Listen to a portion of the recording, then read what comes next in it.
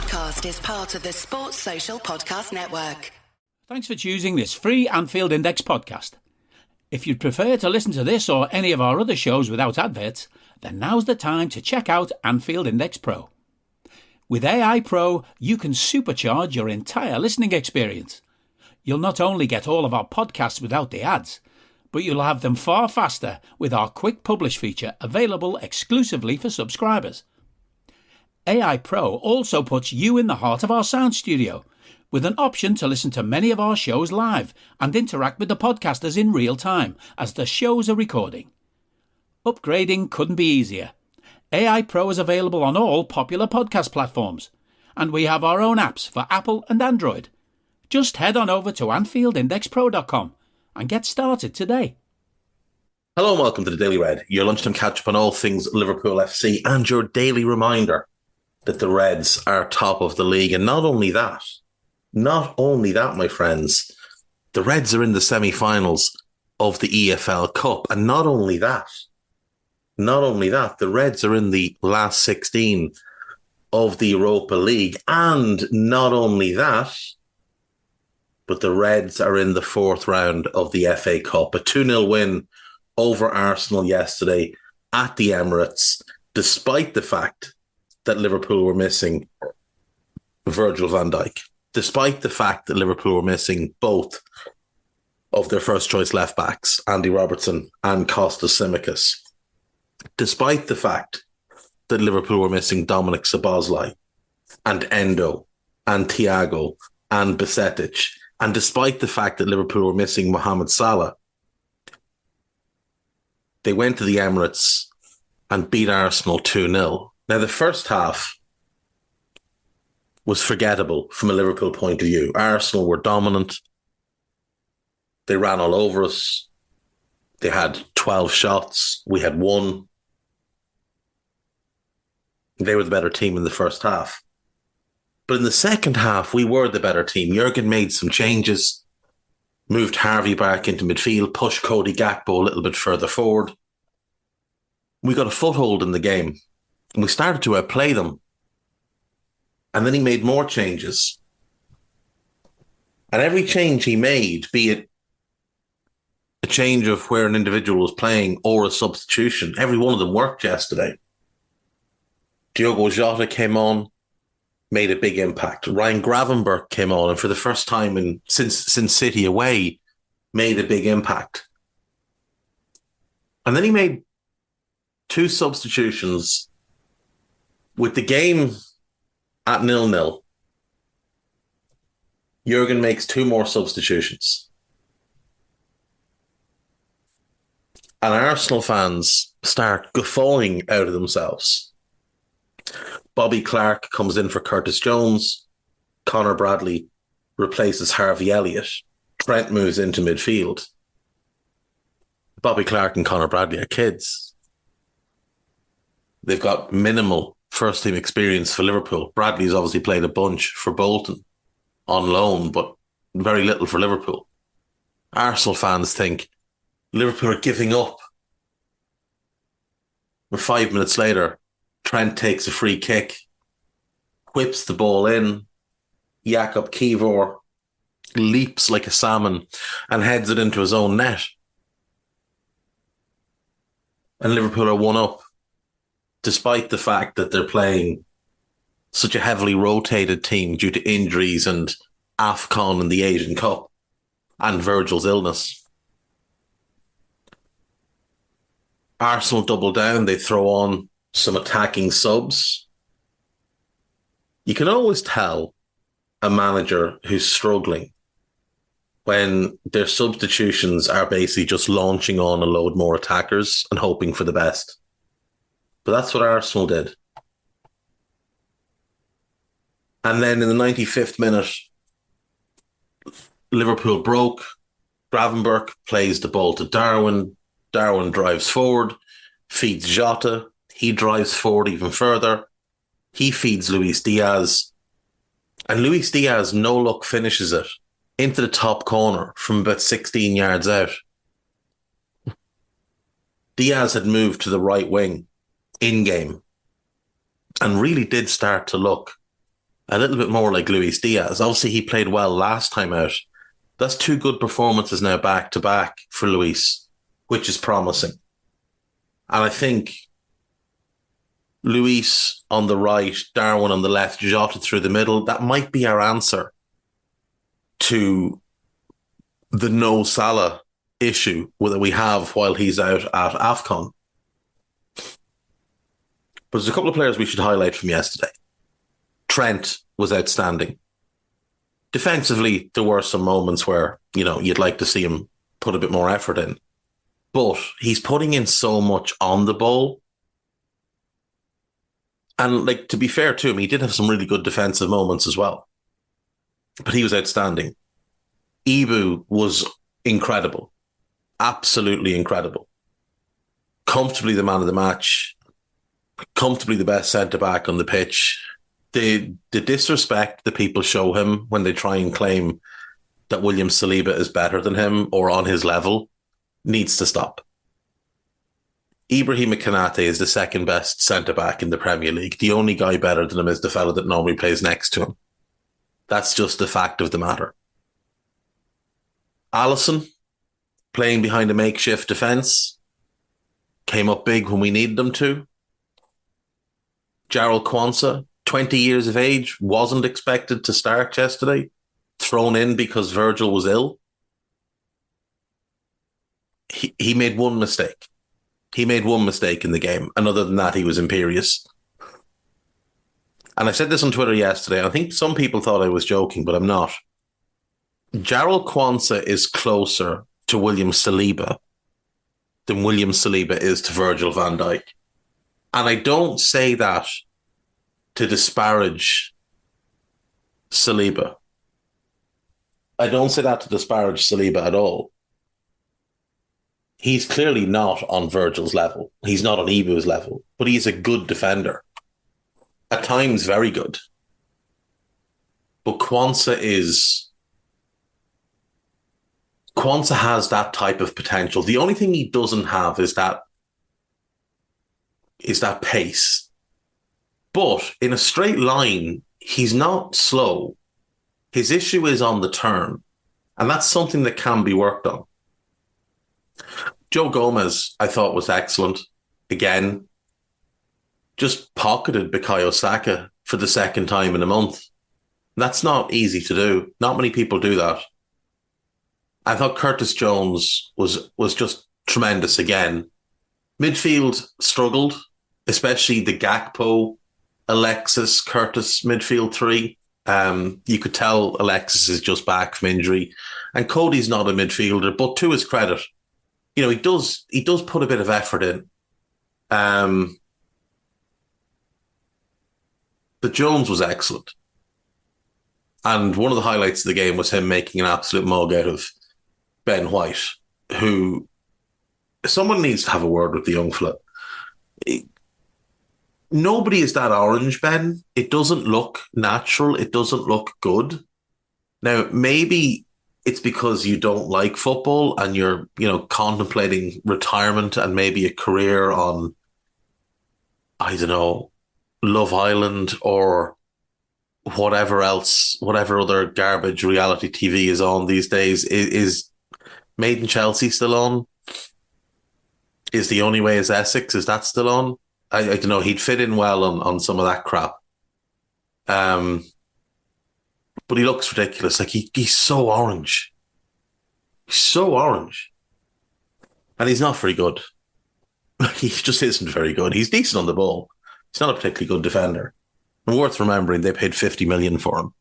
There's a very funny clip going around of the lads off Arsenal Fan TV trying to compare them being without Gabriel Jesus and Zinchenko to us being without Salah and Virgil. Jesus and Zinchenko being two players that Arsenal fans are adamant they need to replace. Two players that Arsenal spent, I believe, a combined 80 million on last summer. And 18 months later, their fans have already had enough of them. And at some point, myself and Carl are going to go through the Arteta signings, because I think his transfer record is very, very questionable. Very, very questionable. Actually, I go further. I'd say it's flat out poor. I think his record in the transfer market is flat out poor. They've spent 620 odd million since Arteta took over. He inherited Saka. He inherited Martinelli. He inherited Saliba. So he spent 620 million on the rest of what they have. That's not great. It's not great at all. And he tried to sell Saliba. So, perhaps the talent ID, not quite there. But a great win for Liverpool yesterday. We'll wait and see now what happens in the FA Cup. I'm not sure. The draw will be made. Oh, the draw is today. The draw is today. So hopefully we can get a favourable draw, because it'd be nice to have another cup that we have a good run in. Like there's the potential of a Houllier treble this season, even if the league got away from us. There is the potential of a Houllier treble, which would be great. I mean, we'd all take that. The draw is at 10-8 this evening, before Wigan host Manchester United in the final third round game. There's obviously a few replays to be had, but that's where we stand. Right. Moving on. Andy Wales asked me this the other day, and I want to get the exact question. He asked me this Thursday. I meant to do it Friday, and then had a senior moment and forgot.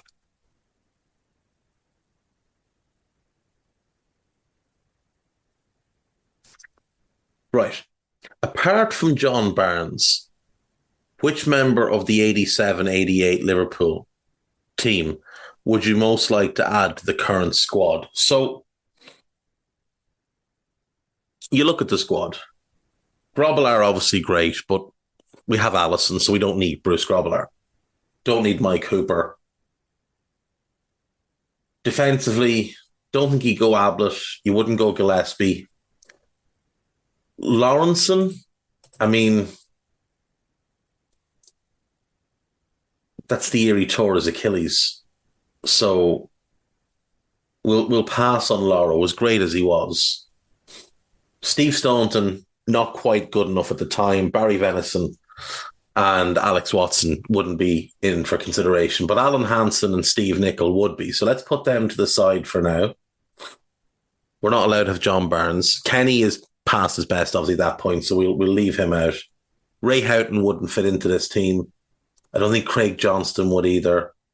Kevin McDonald would be a no. Steve McMahon, I just think he's a really, really good player, but the wrong type of midfielder. Mike Marsh wasn't good enough at that point. Jan Molby's an interesting one. Jan's passing ability, 25, 26 at the time. He was always strong defensively. Mobility, maybe not the strongest there, but obviously an immense footballer. The issue is he did miss most of that season.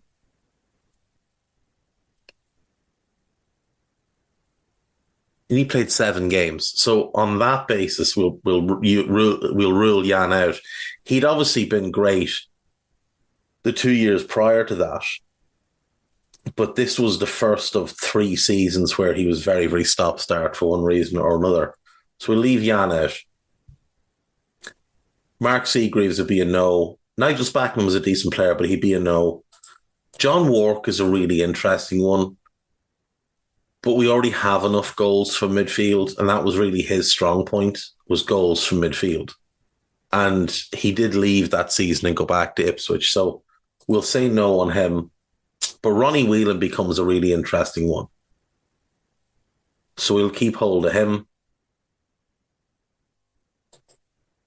John Dernan would be a no. Alan Irvine would be a no. And Paul Walsh should be a no from the attackers, which leaves us with 2, John Aldridge and Peter Beardsley. So now we've got 5 potential options. Alan Hansen was the best centre-back to play for this club until Virgil arrived. The issue with Alan Hansen and Virgil as a two is they both preferred to play left side of the centre-back pairing. And we do have Ibu, who's incredible. So we don't really need another high-end starting centre-back.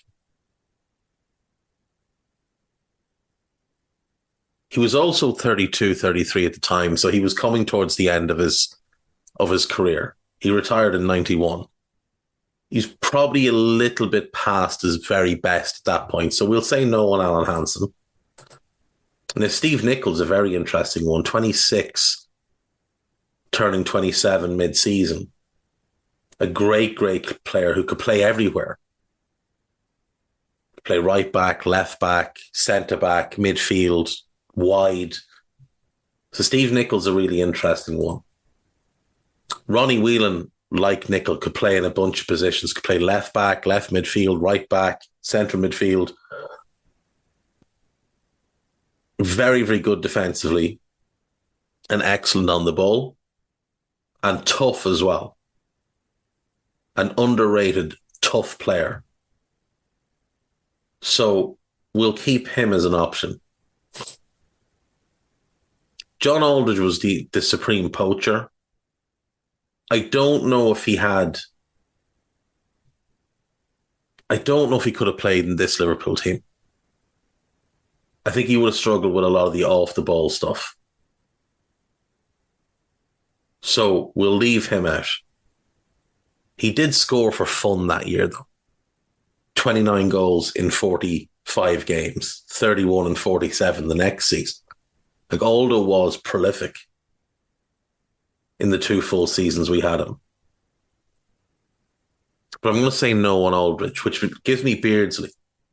Now, he's an awkward fit into this team because he's ideally a second striker, which we don't use. But I do think he could have played off the left in this team as long as we had a left back getting forward to support him. But he's not a Klopp winger. He's just not the right fit. I think he's a bit too small to be used anywhere else in this team. So we'll go with a no on Peter Beardsley, which gives us 2. Ronnie Whelan and Steve Nichol. Now, I know a lot of the younger generation only know Steve Nichol, the pundit, where he's very annoying. But Steve Nichol was an incredible footballer. A genuinely incredible footballer. He won Footballer of the Year in 1989, the year after this 87-88 season. He swept the board, won PFA and Football Writers Player of the Year. He could play anywhere.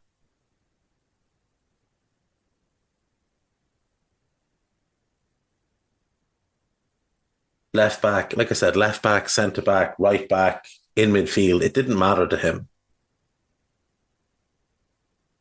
He's just such a good player.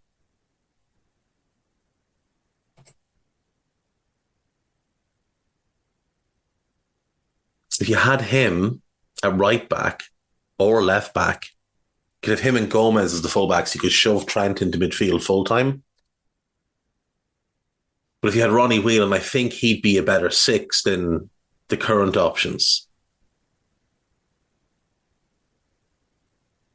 Bigger, tougher than Alexis.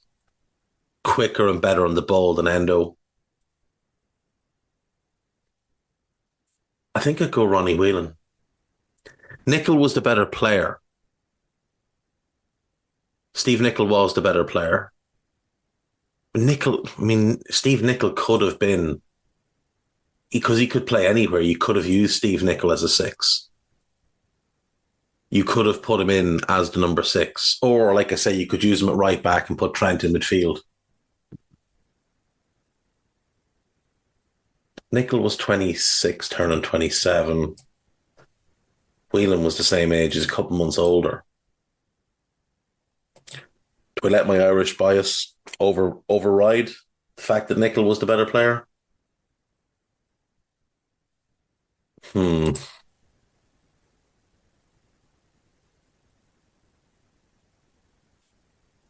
Ronnie Whelan won 6 league titles, 3 FA Cups, 3 League Cups, and a European Cup with us. Steve Nicol won 4 league titles, 3 FA Cups, and a European Cup. He did win those.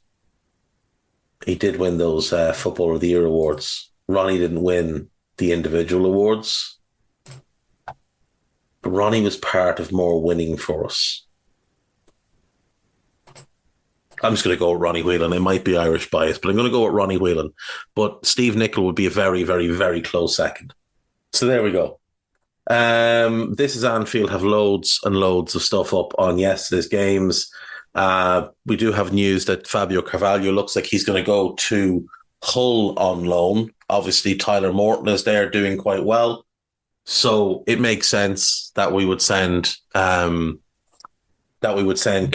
there to get him back on track after a really, really disappointing loan at Leipzig. But it was always going to end that way. We've just picked really badly with our loans. But Liam Rossignol, who's a Rossignol, he's done a really, really good job with Hull since taking over in November of 2022. Prior to that, he did really, really good work at Derby, working with. He was a first team coach originally under Koku, and then he worked as the assistant manager under Rooney. But when Koku was there, his whole thing was he was sort of the pathway coach for the young players coming into the first team, and he did outstanding work there. So I'd back him to do well in the game as a coach. To be honest, he's only 39. And he's already impressing a lot of people. I think he's a really good development coach. So that makes sense for us and for Fabio. And it's great for Hull as well. They're getting a really good player. One of the highlights of the game yesterday was Curtis Jones making a mockery of Ben White.